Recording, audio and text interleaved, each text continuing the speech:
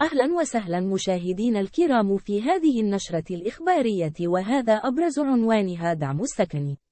تقديم نحو 52 ألف طلب استفادة إلى غاية 27 من فبراير الجاري. أفاد الوزير المكلف بالعلاقات مع البرلمان اليوم الخميس بأن عدد الطلبات المقدمة للاستفادة من دعم السكن بلغ إلى غاية 27 من فبراير الجاري حوالي 51,900 طلب، وهو ما يعكس الاهتمام المتزايد بهذا البرنامج.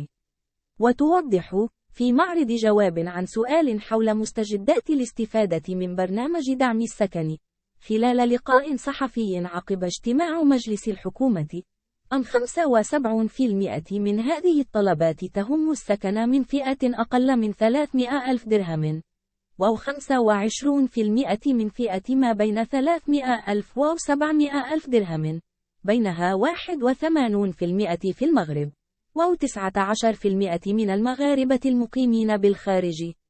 وأضاف أن 37% من الطلبات قدمتها نساء و63% رجال، في حين أن متوسط سن مقدمي طلبات الاستفادة هو 41 سنة، مشيرا إلى أنه بالنسبة للطلبات حسب العمالات والأقاليم، تحتل مدينة فاس المرتبة الأولى مطبوعة على التوالي، بكل من مكناس وطنجة ومراكش وبرشيد والصخيرات والقنيطرة وسلا على الخصوص.